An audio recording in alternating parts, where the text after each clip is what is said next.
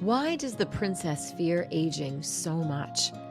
Why is she willing to go to such extreme lengths to keep it hidden at all costs? Let's explore this further. Do you ever wonder why it feels so difficult being a woman? Why so often it feels like we are trying to race against time, to show no signs of aging, to be pleasing to everyone, to be in constant service, and to play to the almighty male gaze.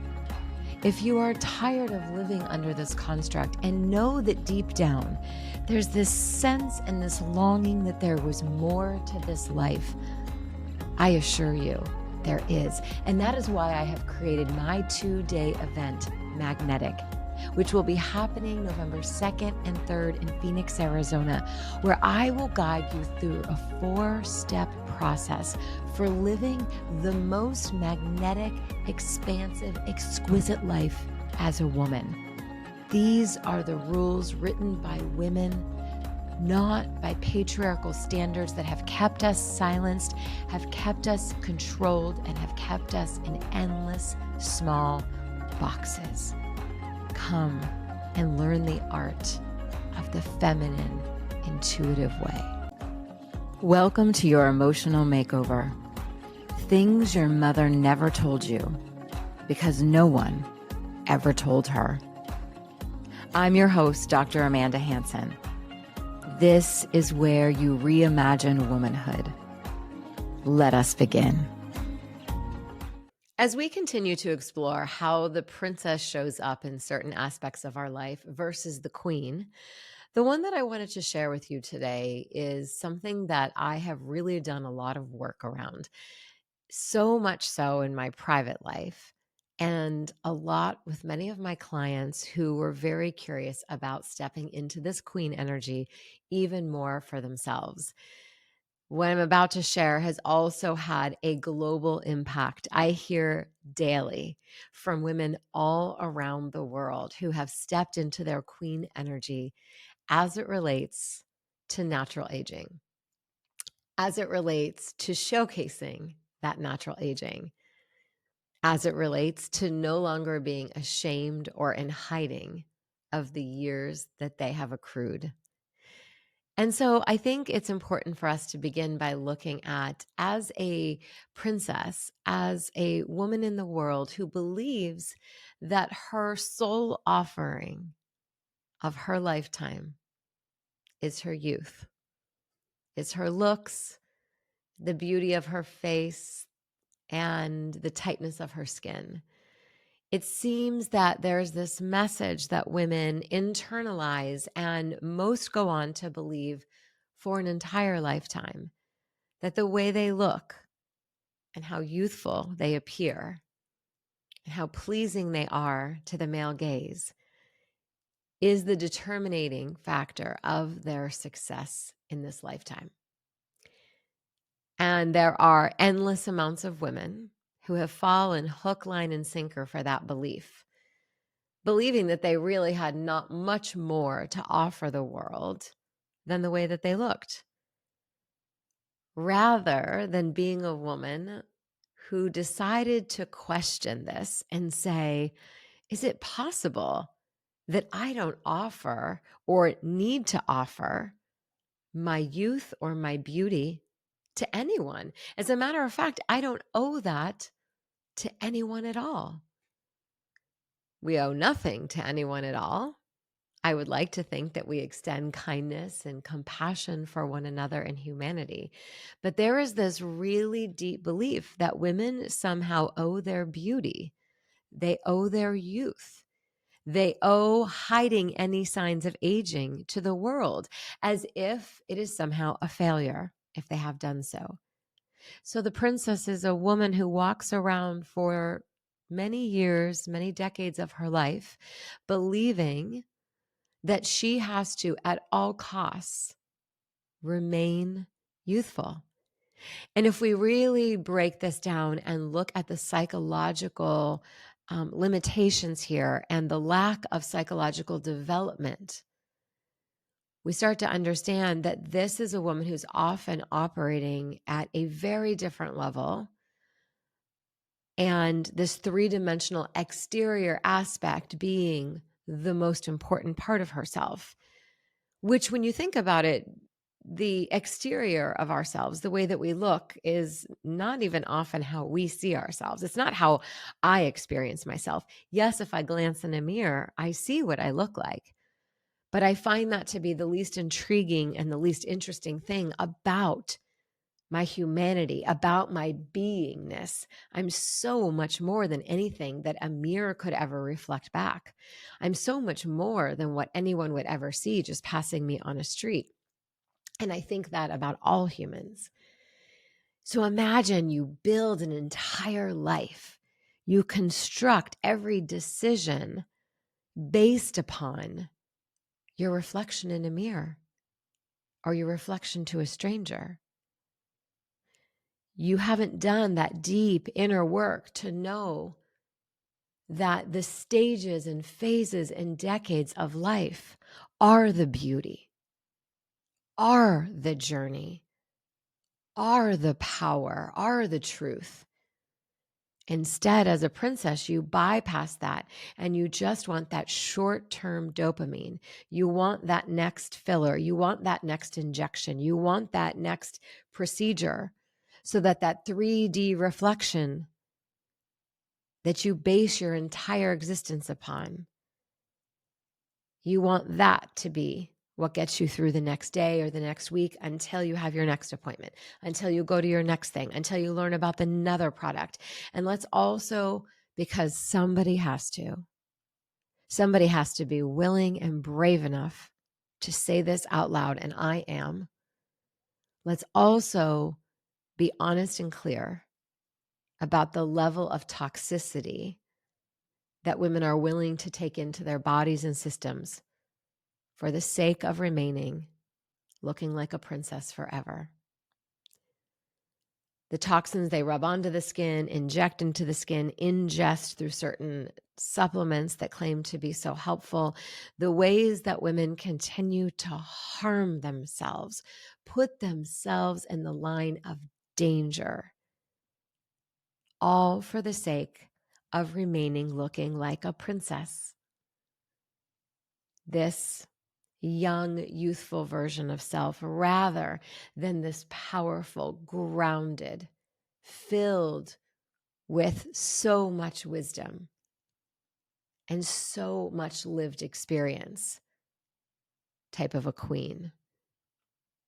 The queen has done so much beautiful growth and internal work.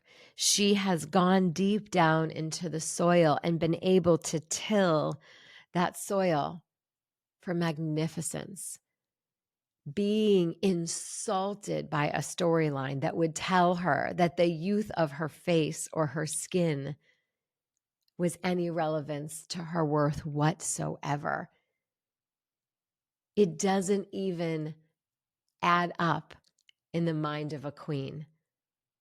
It is a form of laughability, quite honestly. And as I sit here and I watch women frantically running the streets, buying the things, consuming and injecting and lathering on, I shake my head and think, to what end, my love? Where will that actually take you? I assure you, you can die with the most youthful face, but if you've never gone deep into the crevices of your soul and excavated for the truth of who you are as you age, you will miss the most beautiful and magical parts about being alive because you've been too busy bypassing it.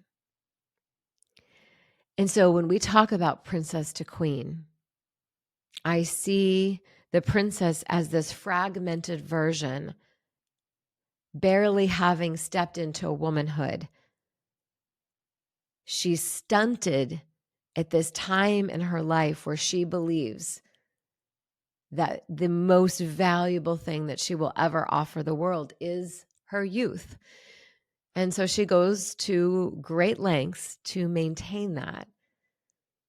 And then I see the category of women who have a bravery and a willingness to watch the years take hold and to not for 1 minute let that mean anything more than another life lived, another year on this earth, another gift, another conversation, another heartbreak, another moment of extreme joy and laughter. The queen is able to stand so sturdy and so strong and know that everything that she offers the world has to do with who she is internally, with her heart, with her abilities, with her talents, with her mind, with her beliefs. And it takes that kind of work to really make that journey across that bridge. Because in this crazy world that we are living in, where billions of dollars of profit are made, keeping women in that fear-based energy, keeping them in that princess level of thinking, we can see how this machine has been built. We can see how women are on this merry-go-round, never able to exit it, because that's where they keep their eyes. That's where they keep their social media. That's where they keep their focus. That's where they keep their conversations. That's where they spend their money. That's where they spend their limited resources of time and energy, because that's all they believe they are worthy of in this world. They only believe that a youthful face is the gift that they have to give. It's the only way they can be loved. It's the only way they can be chosen. It's the only way they can be employed. It's the only way. So they stay in that scarce belief. That scarce belief, we know, is the belief mentality of a victim. We know that the victim mentality is that of a princess. I have women who sometimes write to me and say, well, I'm afraid I would lose my job if I started showing signs of aging. That scarce mentality, that victim mentality, that young, limited viewpoint on the world, rather than looking at all of the other opportunities. And I always say back to those women, why would you want to work somewhere that only wanted you as long as you poisoned yourself? Why would you want to show up in a place and a space that didn't actually care at all about your humanity? And then I will often hear the retort of the limited response of the scarce belief system that that's the only opportunity they have. And we know that these are women who back themselves into these corners. We know these are women who lie to themselves because they don't want to believe. It's so inside of their bodies and their nervous systems. They themselves don't even believe that they would be worthy of creating something different for themselves. They themselves don't even believe that they would be worthy of finding a different kind of a job if they allowed themselves to age. So it's this internalized misogyny, this internalized ageism that they are feeling. And they say that there's no other option but this one. And we know that is not true. We know that is not the truth. And we also know that we only feed the beast, we only feed the system if we continue to play into the narrative. And then there are some of us who decide, I absolutely will not play that game. I will set my own course. I will choose my own voice. I will begin my own way. And there are so many women who are doing just that. Many of those women are in my Muses community. Many of those women gather regularly and imagine and dream for continuing to build that kind of a world where women understand that they get to be and continue to be in forever evolution. It has nothing to do with remaining the same, staying with the same youthful face. I try to imagine what the experience of being human would even be like if my lived experience inside of my body wasn't also matched on the outside of me. And it feels like it would be such a disconnect. It feels like it would be two opposite worlds trying to come together. And so I know that there is so much fear because of this greater belief system that only the youthful princess, the young maiden who needs rescuing, gets to show her face to the world. And I'd like to offer the opportunity that it gets to be so much more beautiful, so much more expansive, so much more grounded, the kind of living that is deeply rooted and not flailing above the surface, worried about the next appointment or the next thing that needs to be taken care of before someone may see the signs of aging. You know, I saw a lot of this happen during COVID when women were telling me, my husband hasn't ever seen how intense my roots are. I don't know what to do. Or I was due for another appointment for Botox and I can't get in because the med spa I go to has been closed for months. I don't know what to do. I know people who were bribing med spa owners to open their doors in the late hours and sneak them in the back just so they could get a little bit of the injection. Women were willing to do anything at all costs rather than show the truth of who they were to their loved ones. So if we are constantly resisting and fighting the truth of who we are on the outside, imagine the internal battle that is also happening, because you cannot possibly fight one without fighting the other. They are in complete and total opposition. So it is that woman who is willing to walk into the room with all her signs of aging. It is the woman who is willing to not hide and pretend to be something different than exactly who she is. That shows up not just on her face and her skin and her hair.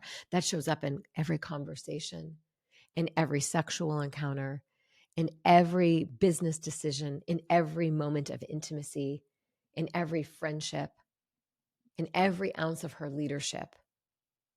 That authenticity ripples in every aspect of her life. Quite honestly, I personally wouldn't even hire or trust a woman to help me in my life, to coach me, to lead me in any way, shape, or form if she couldn't even lead herself through that. If she was so in fear and so terrified. I want a woman, if I'm to find a leader that I'm still searching for, because mentorship is so beautiful and so amazing. And while I mentor endless amounts of women all around the world, I too long for a mentor and would love to hear any feedback or suggestions if I have somehow missed her on the path. A truly grounded, unabashedly loud and proud, unashamed of aging kind of a woman. That type of matriarchal leader, that is what I crave and what I long for in sisterhood, in leadership, in women around me. So as it relates to yourself and your own life, sit with the truth. I know initially so many of you will be triggered by that message. I know initially so many of you will want to come with your feminist comments about how it's my body. I can do whatever I want with it. Of course, absolutely. But do not delude yourself. Understand the deeper messaging of how you are rejecting yourself ultimately. You are rejecting your aging. You are rejecting your humanity. You are in fear of it. You are trying to race against the clock, which you will never be able to do or outrun or outsmart. You are not sitting with the truth of who you really are and the damage you are causing, not just to your health, but to your psyche and to your soul, is deeper than I think you will ever even begin to understand, particularly not if you stay in princess energy. If you stay deeply in that energy, that the only way you can be worthy is if you look beautiful, the only way you can be employable, the only way you can be fuckable, the only way you can be relevant or visible is to look a certain way, please understand the energetic vibration that energy has inside of your body, on your organs, your psyche, and your overall health. You cannot run that story and that message and optimize all the other aspects of living. You're bypassing your soul. You're bypassing your humanity. You're bypassing the human experience. So today, I offer this message for the 1% of women who really needed to hear it. Because there will always and forever be women so deeply stuck in their princess dress, unable to ever remove it, no matter how uncomfortable, no matter how painful, no matter how toxic. They will, to the dying days, never actualize much more than being a three-dimensional character for the often very empty return of the male gaze. And so I share this with the women who are willing to ground in, to stand still and firm and do the really beautiful work of the queen, of the matriarch, of the internal leader and the lighthouse for other women, of what real power gets to look like, where your worth is truly rooted from, where your confidence and relevance actually establish themselves from. So to those of you who are brave enough and willing enough, this is your opportunity to look at aspects of your life where you have been white knuckling that princess energy, refusing to allow one wrinkle, one silver strand, one sunspot, 1 ounce of loose skin to appear, because you have hook, line, and sinker believed every aspect of the message that is the only way you are worthy. If you're running that story, ask yourself this: how can I possibly build a deeply authentic, profoundly honest, beautiful life while simultaneously running in fear for showing any signs of my age? I hope you enjoyed today's episode. I would love to hear your feedback. Message me on Instagram or write a review. And of course, if you know a woman who could benefit from this episode, please share it with her, because it can heal her life. And that's what sisters do. Love always, Dr. Amanda.